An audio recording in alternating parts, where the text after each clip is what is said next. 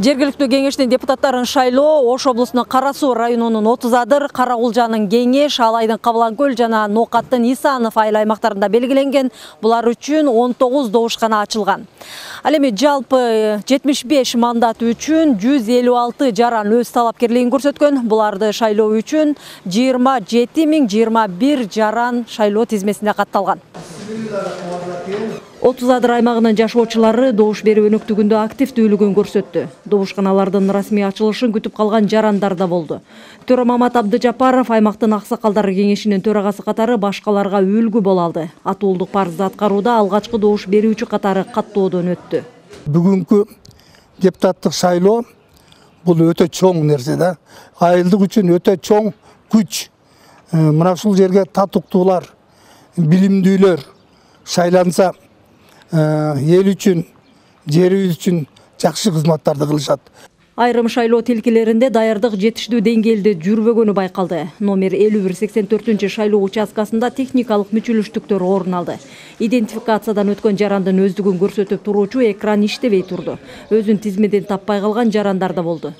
Дайым эле өтүп атканмын, бирок мунусунда жок. Фамилиям жок. Жарандар өздөрүн тизмеден таппай калышы мүмкүн. Себеби алар бир айдан бери турат. Булар өздөрүнүн уташын жетиш керек. Өзүңүз билесиздер. Кээ келген учетту башка жакта жүрөт. Шайлоо участкасы башка жерлерде жүрөт. Атак бардыгы шайлоочулар такталып бүткөн. Баягы неменин аппараттын иштебей калганы бул технический болуп турат. Өнөктүктүн жүрүшүнө талапкерлердин ишенимдүү адамдары менен байкоочулар көз салууда. Ар бир шайлоо участкасында кызмат көрсөтүүнүн альтернативалык жолдору, генератор, кошумча өкөктөр коюлган.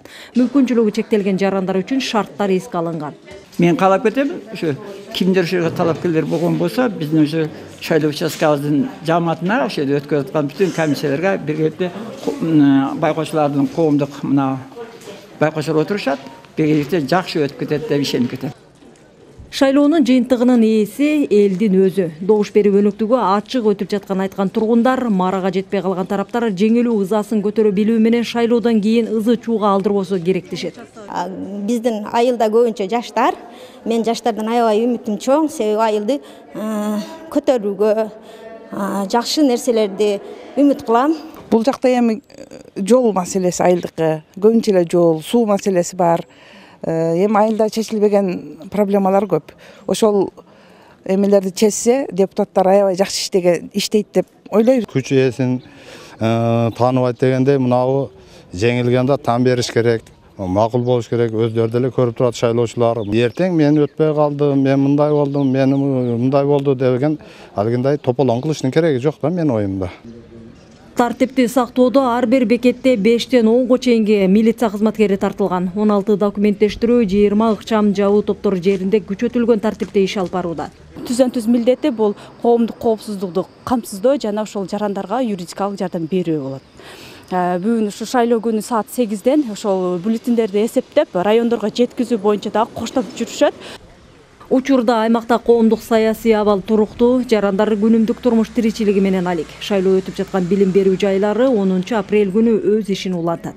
Миргүл Бокошова, Акжол Айбашев, Ала Тоо 24, Ош облусу.